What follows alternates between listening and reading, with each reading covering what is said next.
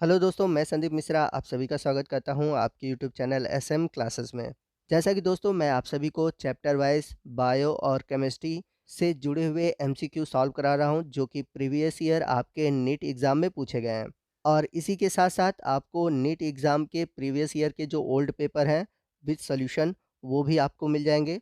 आप हमारे चैनल के प्लेलिस्ट में जाएँ या फिर इस वीडियो के नीचे डिस्क्रिप्शन बॉक्स में जाएँ। आपको बायोलॉजी और केमिस्ट्री के चैप्टर वाइज़ वीडियो और प्रीवियस ईयर के सॉल्व पेपर मिल जाएँगे। तो आज के इस वीडियो में हम आपके एनसीईआरटी बुक के चैप्टर 2 यानी कि परमाणु संरचना से जुड़े हुए जितने भी एमसीक्यू हैं उन्हें सॉल्व करेंगे। और मैं हर एक क्वेश्चन को एक्सप्लेन करते हुए चलूँगा, ताकि क्वेश्चन से जुड़े हुए जितने भी आपके डाउट्स हैं वो भी क्लियर हो सकें। तो आइए आज के वीडियो की शुरुआत करते हैं। तो हमारा आज का पहला क्वेश्चन है, हीलियम का स्पेक्ट्रम अनुमानतः निम्नलिखित में किसके समान है? और ये क्वेश्चन नीट 1988 में पूछा गया है। तो आपके ऑप्शन है, पहला ऑप्शन है हाइड्रोजन, दूसरा ऑप्शन है लिथियम 1 पॉजिटिव आयन, तीसरा ऑप्शन है सोडियम और चौथा ऑप्शन है हीलियम 1 पॉजिटिव आयन। तो यहाँ पर हम देख सकते हैं कि जो हीलियम है, हीलियम के पास 2 इलेक्ट्रॉन होते हैं। और आपके जो ऑप्शन है, उन ऑप्शन में देखेंगे तो जो लिथियम 1 पॉजिटिव आयन है, उसके पास भी 2 इलेक्ट्रॉन है।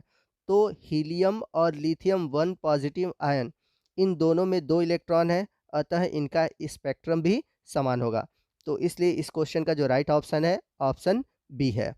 आइए चलते हैं अगले क्वेश्चन की ओर। अगला क्वेश्चन है, यानी कि क्वेश्चन नंबर 2 है, 3p कक्षक में गोलीय नोडों यानी कि स्फेरिकल नोड की संख्या कितनी होती है?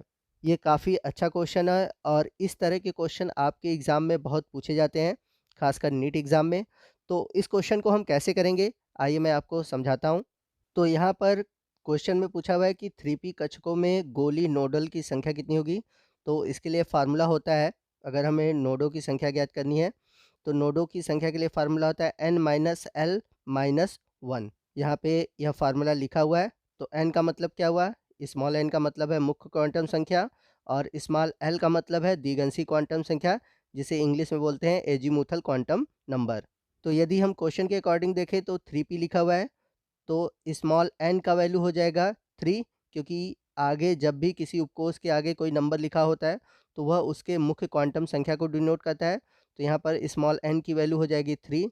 वहीं बात करें हम l की, तो यहाँ पर उपकोष दिया हुआ है p, और p के लिए l की वैल्यू होती है 1। आपने पढ़ा होगा कि अगर s होता है तो s के लिए l की वैल्यू होती है 0, p के लिए l की वैल्यू होती है 1, d के लिए l की वैल्यू होती है 2 और f के लिए l की वैल्यू होती है 3।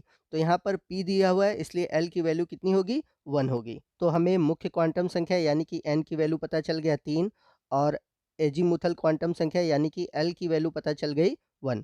अब इन दोनों मान को हम फार्मूले में रखेंगे, यानी कि n माइनस एल माइनस 1 में रखेंगे।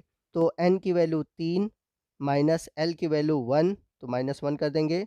और फार्मूले में -1 ऑलरेडी दिया हुआ है, तो इसमें -1 करेंगे। इसे सॉल्व करेंगे तो आएगा 1, यानी कि 3p कक्षक में रेडियल नोडों की संख्या होगी 1।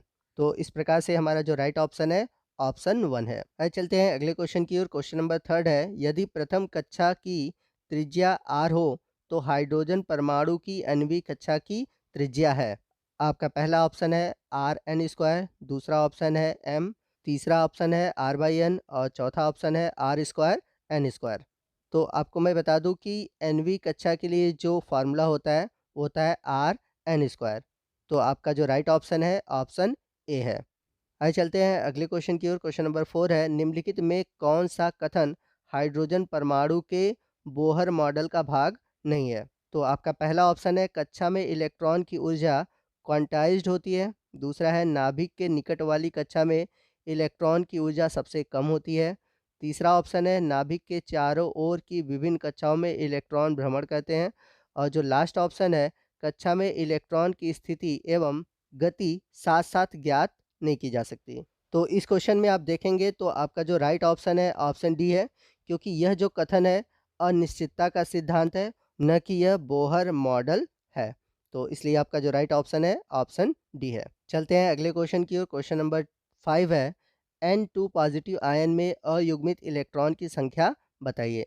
आपके ऑप्शन है, पहला ऑप्शन है 2, दूसरा ऑप्शन है 0, तीसरा ऑप्शन है 1 और चौथा ऑप्शन है 3। तो यदि आप नाइट्रोजन का इलेक्ट्रॉनिक विन्यास करते हैं, तो हम सभी जानते हैं कि नाइट्रोजन का परमाणु क्रमांक 7 है, तो इसका इलेक्ट्रॉनिक विन्यास होगा 1s2 2s2 2p3। अब यदि N2 पॉजिटिव की बात करें, यानी कि इस इलेक्ट्रॉनिक विन्यास से 2 इलेक्ट्रॉन हमें निकालना होगा, तो हम 2p3 से क्या करेंगे, 2 इलेक्ट्रॉन निकाल देंगे, तो हमारा क्या हो जाएगा 2p1। तो इस प्रकार हम देखेंगे कि p में केवल एक ही इलेक्ट्रॉन बच रहा है, यानी कि आप यदि इसे ऑर्बिटल के फॉर्म में बनाओगे, तो आप देखोगे कि इसके ऑर्बिटल में केवल एक ही इलेक्ट्रॉन बच रहा है और वो एक इलेक्ट्रॉन कैसा है, अयुग्मित है। तो इसमें देखेंगे, यानी कि क्वेश्चन के अकॉर्डिंग देखा जाए, तो N2 पॉजिटिव आयन में अयुग्मित इलेक्ट्रॉन की संख्या है 1, यानी कि राइट ऑप्शन है ऑप्शन सी।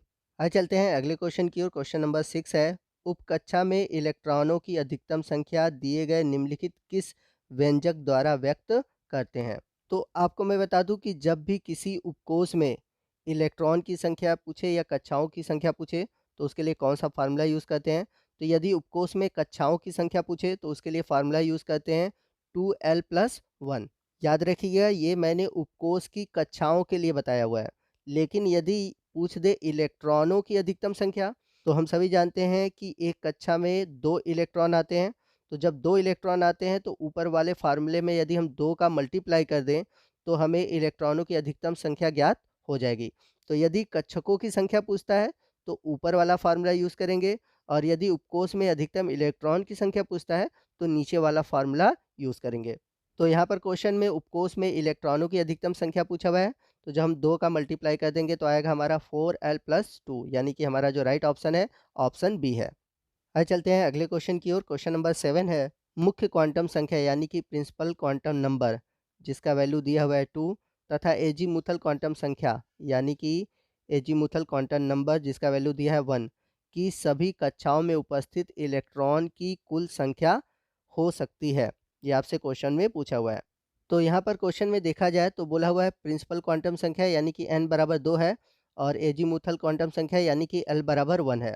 और यदि l बराबर 1 होता है, तो वहाँ पर उपकोष होता है p। अभी मैंने पीछे भी आपको बताया था। तो यदि n बराबर 2 और l बराबर 1, तो हम लिख सकते हैं इसे 2p।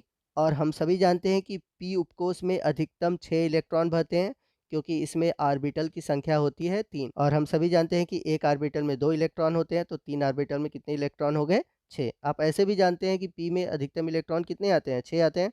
तो इस हिसाब से हमारा जो राइट ऑप्शन है, ऑप्शन सी है। तो दोस्तों आप देख सकते हैं कि क्वांटम संख्या एक इम्पॉर्टेंट टॉपिक है, और इस टॉपिक से आपके BHU BSc, BHU BSc nursing entrance exam, BHU BSc AG, NEET और जितने भी कॉम्पिटिटिव एग्ज़ाम हैं, जो कि आपके क्लास 12th साइंस से रिलेटेड है, इससे क्वेश्चन पूछे जाते हैं, चाहे वो मैथ ग्रुप हो, चाहे बायो ग्रुप है। तो दोस्तों आप यदि चाहते हो कि मैं क्वांटम संख्या से जुड़े हुए जितने भी टॉपिक हैं, उनको एकदम बेसिक से बताऊँ, और इनके सवालों को कैसे सॉल्व किया जाता है, कैसे इसको हम सिंपल तरीके से सॉल्व कर सकते हैं, तो आप हमें कमेंट करके बताइएगा। मैं ज़रूर इस टॉपिक पर लाइव क्लास लूँगा। तो आने वाले दिनों में मैं पूरी कोशिश करूँगा कि इस टॉपिक पर लाइव क्लास लूँ। आप कमेंट करके मुझे ज़रूर बताइएगा। यदि आज का वीडियो अच्छा लगा हो, तो वीडियो को लाइक और शेयर करना मत भूलिएगा। तो दोस्तों आज के वीडियो में बस इतना ही। मिलते हैं अगले वीडियो में अगले टॉपिक के साथ। तब तक के लिए जय हिंद, जय भारत।